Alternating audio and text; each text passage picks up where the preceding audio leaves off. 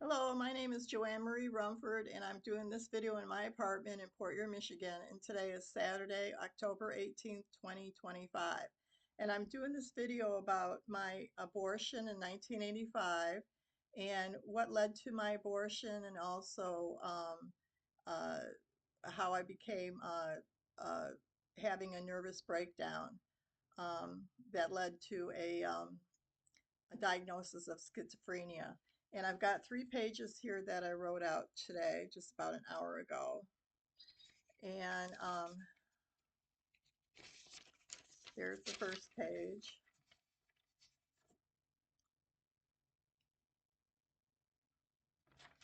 And here's the second page.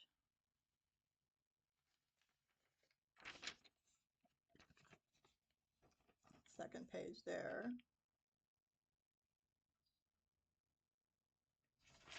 And here's the third page.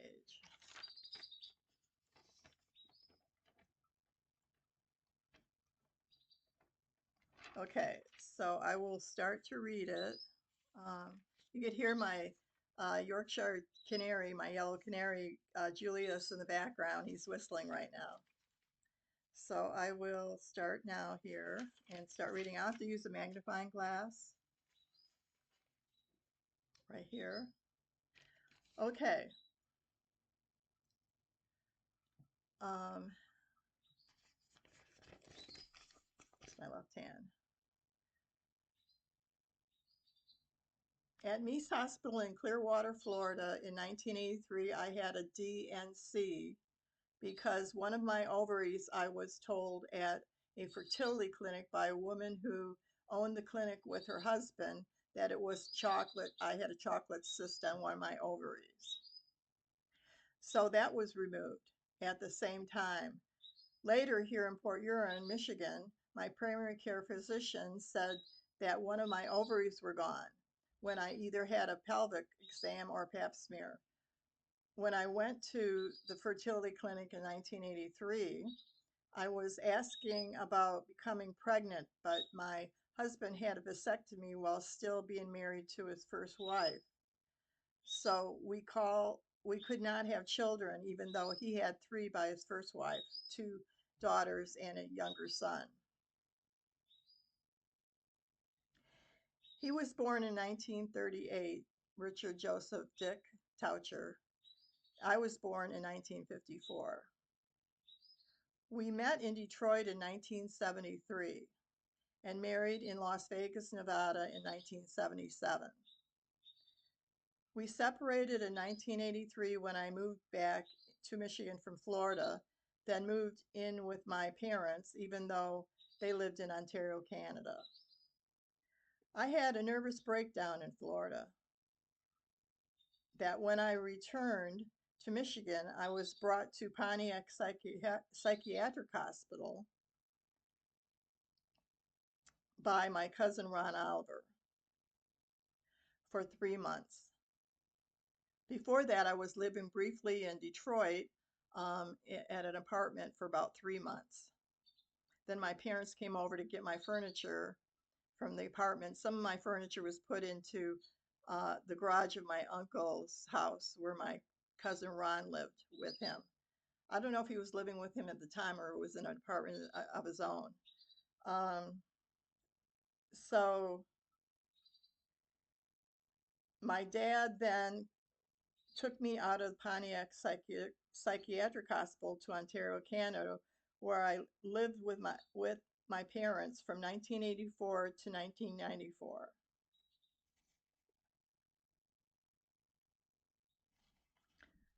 Um, no, I put a notation at the top right here, or the side of the paper here.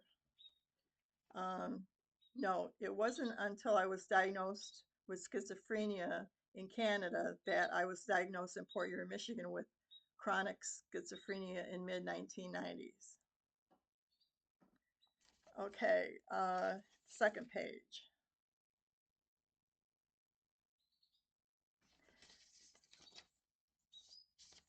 I did stay, I could probably read this without the magnifying glass because there's a lot of light coming in through the window. Okay, I did stay with my sister and her two young daughters for a short period of time in London, Ontario, Canada, when I was living with my mom and dad. I did spend 3 months in St. Thomas Psychiatric Hospital in St. Thomas, Ontario, Canada for 3 months. That is when I was diagnosed with schizophrenia. Before St. Thomas Psychiatric Hospital, I had an abortion at Henry Morgentaler Clinic in Toronto, Ontario, Canada in 1985 at 31 years of age. My boyfriend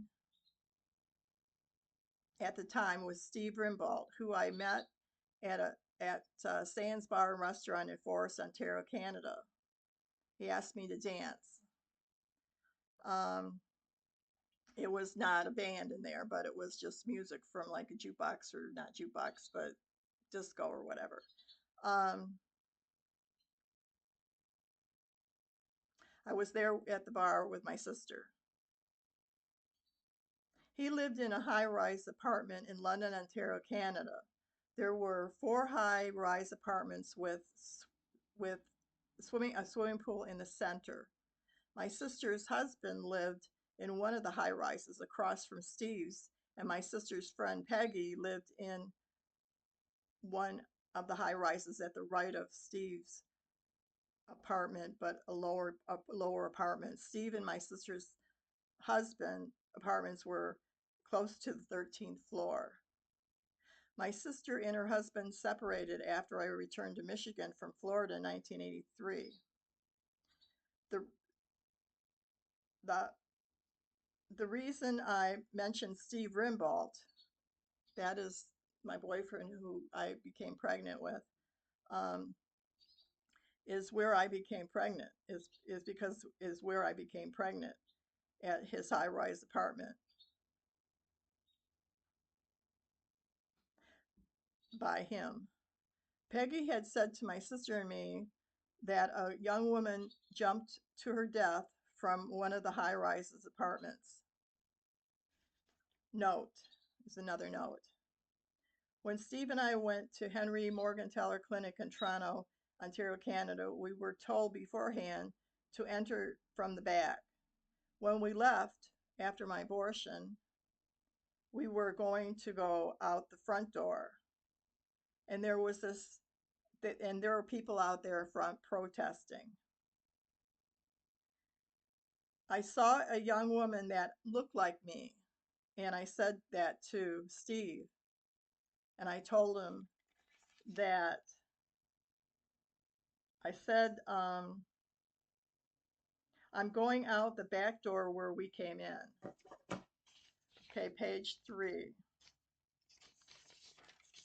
That was in 1985. Page 3. I was close to 8 weeks pregnant when Steve took me to have my abortion. He had two twin daughters and a younger son by his first wife. After my abortion, I moved back in with my parents. Steve paid $300 cash at the clinic for my abortion. He later ran for city council in London, Ontario, Canada, and I helped him campaign. My sister and her friend Peggy voted for him. He did not win the election. He later moved to a two-story duplex in London on the second floor. He passed away last year in 2024. My husband passed away in 1995. His son passed away 6 months later in 1995. My husband's mother told me when I returned to uh, Port Huron, Michigan, from Ontario, Canada in 1994, that she was told that her grandson was playing Russian roulette when he died. But she did not believe that. It was the last time I talked to her on the telephone after returning to Michigan from Florida after living with my parents from 1984 to 1994. I filed for divorce, and my lawyer in Port Huron told me I had to contact someone that the paperwork could be mailed to, and that was my husband's mother. She still lived at the same house and still had the same phone number. Um, that is when I learned my husband died in 1995. It's a long story, but it's a long story because I never was able to become a mother. Steve had asked me the name of my husband in Florida before I became pregnant in his high-rise apartment before before we became pregnant. Okay, here's another note. Note, I was deported from Canada to the US 4 years after my dad passed away in 1990. So in 1994, I came back to the United States, to Michigan. And that is the story of my abortion and my diagnosis of schizophrenia, my nervous breakdown first in Florida. And there is a story of people, women that have abortions for many reasons. And I feel like mine's a legitimate reason, even though I try to have wanting to have children, even though my husband had a vasectomy when we married, before we married. And but when I got older, I felt like I wanted to have children of my own, even though he had three of his own. I never got the chance, and now I'm 71, soon to be 72 in January. So I guess this is what I'll say about my abortion. If I had to do it over again, I would probably not have had my abortion. Um, you look back at your abortion when you have it, it's a different kind of circumstances when you have an abortion than like maybe 20 or 30 years later or whatever. So 1985 and now it's 2025. So you look back and you think, what would have happened had I had not had my abortion? And the life of many people might have changed, um, that I knew. Um, but we never know, what the future holds. And you gotta live by your instincts. And sometimes women have better instincts than men do. So I will leave it at that. So anyways, have a nice weekend, and I will say goodbye. Goodbye.